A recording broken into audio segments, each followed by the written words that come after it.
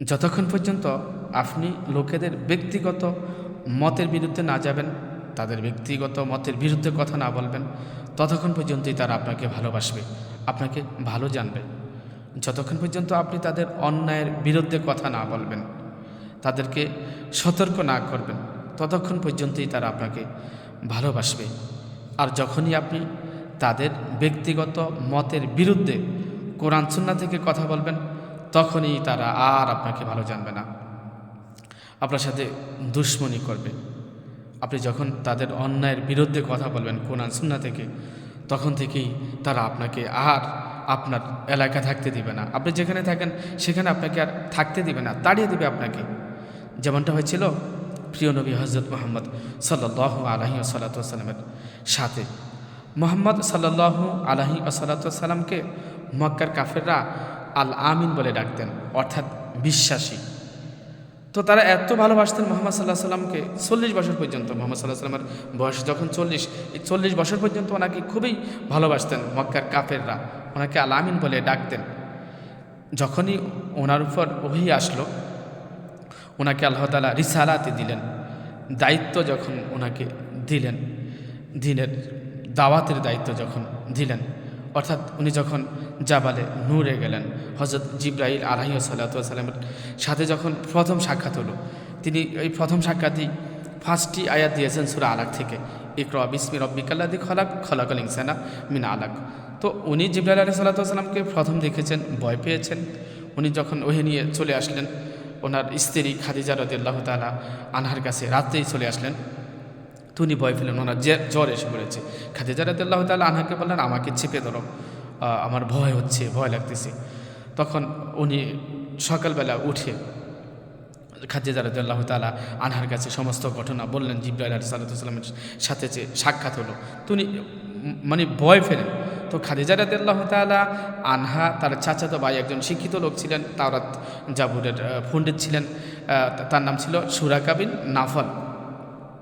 তো ওই খাদিজা রাদিয়াল্লাহু তাআলা আনহার এই চাচাতো ভাইয়ের কাছে মুহাম্মদ সাল্লাল্লাহু আলাইহি ওয়াসাল্লামকে সকালবেলা নিয়ে গেলেন। তো তিনি বললেন যে উনি তো হযরত মুহাম্মদ সাল্লাল্লাহু আলাইহি ওয়াসাল্লাম, উনি আখির জামানার নবী। যাক, পরিচয় দিল, অনেক বড় ঘটনা আছে, অনেক লম্বা ঘটনা আছে। তো মুহাম্মদ সাল্লাল্লাহু আলাইহি ওয়াসাল্লাম সেখান থেকে চলে আসলেন। চলে আসার পর উনি শুয়ে আছেন, লোকেদেরকে দাওয়াত দিচ্ছেন না। তখনই মহান আল্লাহ তাআলা মুহাম্মদ সাল্লাল্লাহু আলাইহি ওয়াসাল্লামকে ডেকে বললেন, ইয়া আইয়ুহাল মুদ্দাসসির, ইয়া আইয়ুহাল মুজাম্মিল, হে মুহাম্মদ সাল্লাল্লাহু আলাইহি সাল্লাম। যদিও মুজাম্মিল মুত্তাসির অর্থাৎ কম্বল জড়ানোওয়ালা বা চাদর জড়ানোওয়ালা, তো ওইভাবেই ডেকেছেন মুহাম্মদ সাল্লাল্লাহু আলাইহি সাল্লামকে যে আপনি উঠুন, আপনার নিকট আত্মীয়দেরকে সতর্ক করুন। ও আংজির আশিরাতাকাল আকরাবিন, হে মুহাম্মদ সাল্লাল্লাহু আলাইহি সাল্লাম, আপনি আপনার নিকট আত্মীয়দেরকে সতর্ক করুন, যারা আপনাকে ভালোবাসে। নিকট আত্মীয়রা তো মুহাম্মদ সাল্লাল্লাহু আলাইহি সাল্লামকে ভালোবাসে, যারা আপনাকে ভালোবাসে, আপনাকে আল আমিন বলে ডাকে, আপনারা তাদেরকে সতর্ক করুন, তাদেরকে এক জায়গায় করুন, তাদেরকে ইসলামের দাওয়াত দেন, দ্বীনের দাওয়াত দেন, কালেমার দাওয়াত দেন। তখনই মুহাম্মদ সাল্লাল্লাহু আলাইহি ওয়াসাল্লাম ওই পাহাড়ের চূড়ায় উঠে গেলেন, পাহাড়ের শিখরে উঠে গেলেন। তো ওই সাফা পাহাড়ের আর কি। তো তিনি সেখানে উঠেই উচ্চস্বরে ডাকতেছেন, তার নিকটাত্মীয়দেরকে ডাকতেছেন, ইয়াবানি ফিহরি, ইয়াবানি আদিকি, ইয়াবানি Fulani, ইয়াবানি ফুলান, ইয়াবানি Abdul Manaf, ইয়াবানি Abdul Muttalib. অর্থাৎ নাম ধরে ধরে, গোত্রের নাম ধরে ধরে ডাকতেছেন। ইয়াবানি ফিহর, এ বনি ফিহর, ইয়াবানি আদি, হে বনি আদি, ইয়াবানি ফুলানি, ইয়াবানি ফুলান, ইয়াবানি অমক, ইয়াবানি তমক। অর্থাৎ এদের নাম ধরে ডাকতেছেন। ইয়াবানি আব্দুল মুত্তালিব, ইয়াবানি আব্দুল মুত্তালিব, হ্যাঁ, এভাবে উনি ডাকতেছেন। তো এরা রাসূলুল্লাহ সাল্লাল্লাহু আলাইহি ওয়াসাল্লাম ডাক শুনে দৌড়ে আসলেন যে কী হলো, মুহাম্মদ সাল্লাল্লাহু আলাইহি ওয়াসাল্লাম আমাদেরকে যে এভাবে ডাকতেছেন। তারা দৌড়ে আসলেন, দৌড়ে এসে বলতেছে, কী হলো মুহাম্মদ, তোমার কী হলো, আমাদেরকে এভাবে তুমি ডাকতেছ? বলতেছেন, আরাইতুকুম লাউ আখবারতুকুম আন্না খায়লাম বিআলিদিজি বিসাফহি হাজাল জাবালি তুরিদু আন তাগায়্যুরা আলাইকুম আকুনতুম মুসাদ্দিকিন।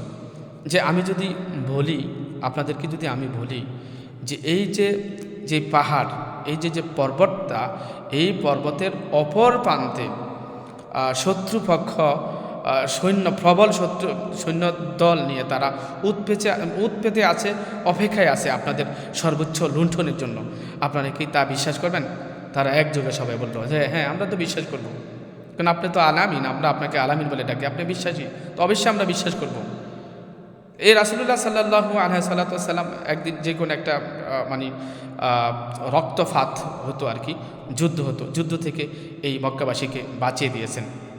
তারা তাদের নেতা বলল যে ঠিক আছে, যুদ্ধ হবে না হবে এটা এই সিদ্ধান্ত দিবে যেই ব্যক্তি কাবা ঘরে সর্বপ্রথম আসে। তো মুহাম্মদ সাল্লাল্লাহু আলাইহি সাল্লামই সর্বপ্রথম কাবা ঘরে আসলেন।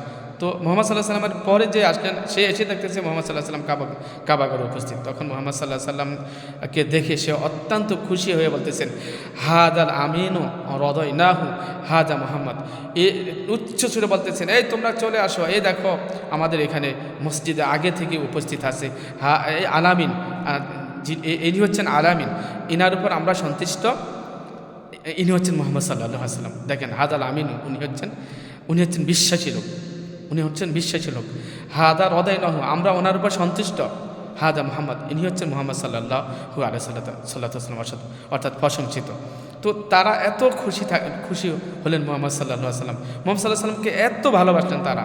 তো যখন মুহাম্মদ সাল্লাল্লাহু আলাইহি সাল্লাম এই কথা বললেন যে আর তোমাকে বিশ্বাস করবা যে আমি যদি এই কথা বলি যে সৈন্যবাহিনী অপেক্ষা করতেছে, প্রবল শত্রু সেনা তারা অপেক্ষা করতেছে তোমাদের সর্বোচ্চ লুণ্ঠনের জন্য, তখন তারা বললে হ্যাঁ, আমরা তো অবশ্যই বিশ্বাস করব, আমরা আপনাকে বিশ্বাস করি।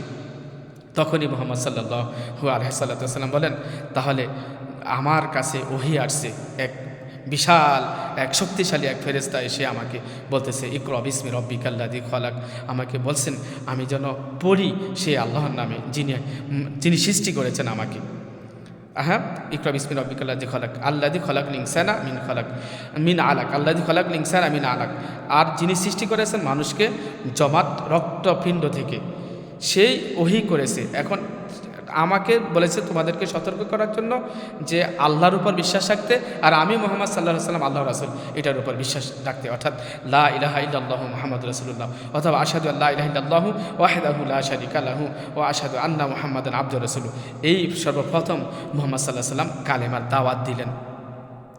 তখনই রাসূলুল্লাহ সাল্লাল্লাহু আলাইহি সাল্লামের আপন চাচা, একেবারে আপন চাচা আবু লাহাব, সে একটা পাথর নিয়ে বলছেন তাব্বাতকা ইয়া মুহাম্মদ, অর্থাৎ হে মোহাম্মদ তুই ধ্বংস হ, এই কথা বলে মুহাম্মদ সাল্লাল্লাহু আলাইহি সাল্লামকে পাথর মারলেন, আঘাত পেলেন, রক্ত বের হলো, কাঁদলেন, কিন্তু কিছু বললেন না।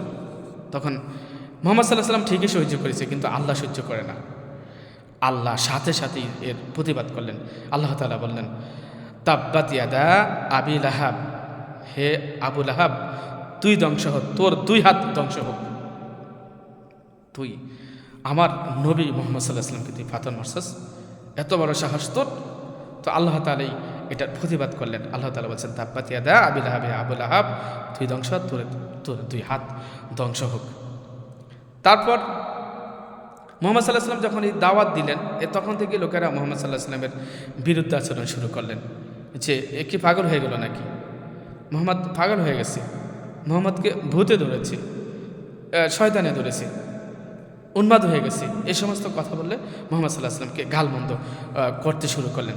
তখন এটার প্রতিবাদে মহান আল্লাহ তাআলা বললেন ও নাজমি ইজা হাওয়া, যে নক্ষত্রের কসম যখন সেটা অস্তমিত হয়ে যায়, অর্থাৎ নক্ষত্র মানে তারকা যখন আর দেখা যায় না, দিনের বেলা তারকা দেখা যায় না, তো নক্ষত্রের কসম যেটা অস্তমিত হয়ে যায় যখন আর তারকা দেখা যায় না, ওই তারকার কসম আল্লাহ তাআলা দিয়েছেন অন্নাজমি ইজা হাওয়া। তারপর বলছেন মা দল্লা সাহিবুকুম মা গাওয়া, তোমরা যাকে পাগল বলছো, যাকে পথভ্রষ্ট বলছো, যাকে ভূতে ধরেছে, আসলে কিন্তু তিনি তাই না, সে পাগল না, মুহাম্মদ সাল্লাল্লাহু আলাইহি সাল্লাম পাগল না, তাকে ভূতে ধরে না, শয়তানে ধরে না।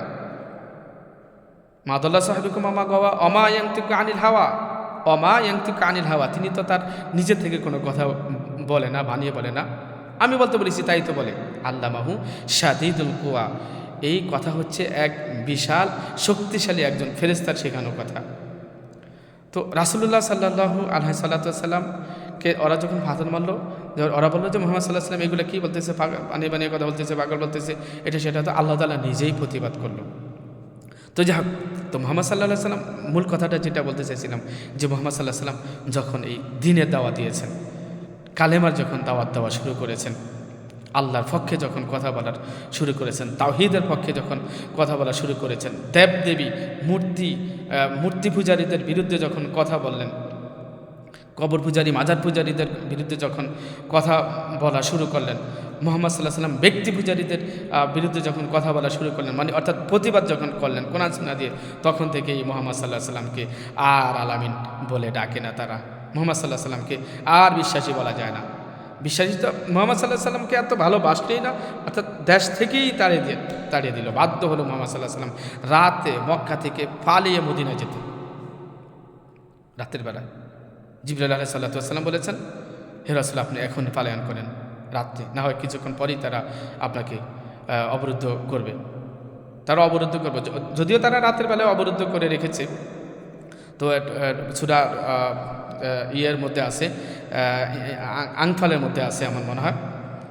তো ফালাম তাকতুলহুম ওয়ালাকিন্নাল্লাহ কাতালহুম ওয়া মা রামাইতা ইয রামাইতা ওয়ালাকিন্নাল্লাহ রামা। এখানে দুইটি কথা বলেছেন।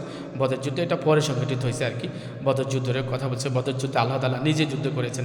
এই জন্য ফালাম তাকতুলহুম ওয়ালাকিন্নাল্লাহ কাতালহুম, হে রাসূল আপনি কিন্তু তাদেরকে কতল করেন না, কতল আপনার রব করেছে। ফালাম তাকতুলহুম ওয়ালাকিন্নাল্লাহ কাতালহুম ওয়া মা রামাইতা ইয রামাইতা ওয়ালাকিন্নাল্লাহ রামা।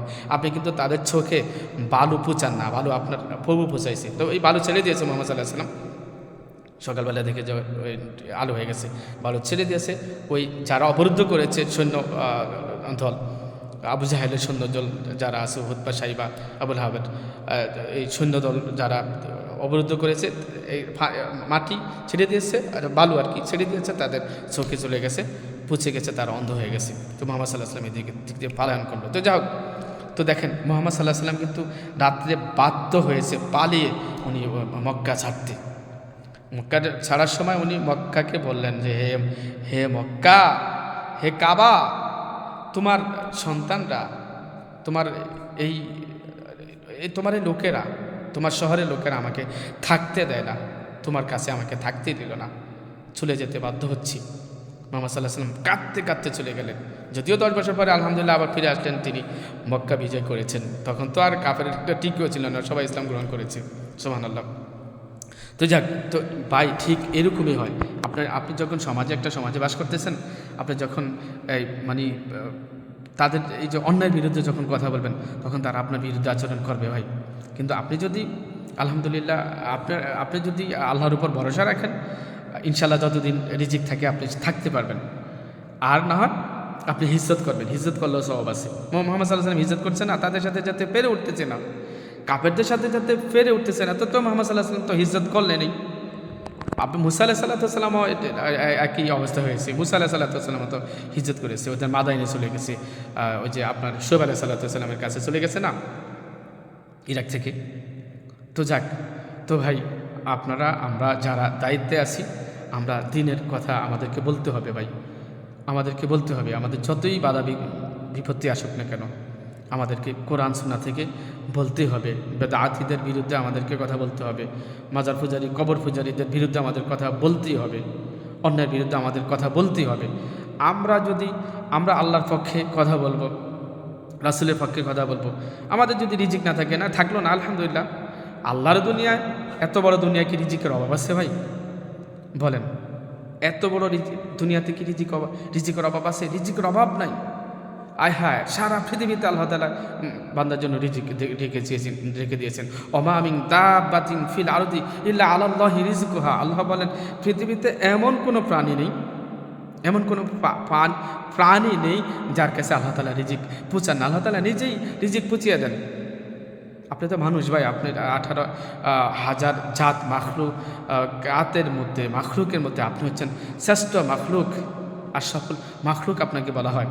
তো আপনার রিজিকের ব্যবস্থা আল্লাহ করবেন না। ফাঁকিদের রিজিকের ব্যবস্থা করতেছে ঘোড়া, হাতি, কুকুর, বিড়াল, যেগুলা লোকেরা পালে না, গবাদি পশু যেগুলা গবাদি পশু না, এগুলার রিজিকগত আল্লাহ তাআলা ব্যবস্থা করতেছি। যেগুলো গবাদি পশু সেগুলো তো আপনার মাধ্যমে আপনি তাদেরকে খাবার দেন, তারা খায়। কিন্তু যেগুলা আপনি খাবার দেন না, তারা কি না খেয়ে মরে গেছে? তদ্রুপ ভাই, দিনের পক্ষে থাকুন, দিনের পক্ষে কথা বলুন। দিনের পক্ষে কথা বলতে বাধা বিপত্তি আসবেই ভাই, আসবেই। তাই বিচলিত হবেন না, শত্রু থাকা ভালো, শত্রু থাকতে হয়। আর যদি দেখেন যে না, আমি আমাকেই বলতেছি ভাই, মানে আপনাকে দিয়ে আমাকেই বোঝাচ্ছি, আমার অন্তরকে আমি বোঝাচ্ছি, যদি দেখেন যে না এখান থেকে হিজরত করতে হবে, তাহলে আল্লাহ ভালো চেয়েছেন, এটা হিজরত করবেন।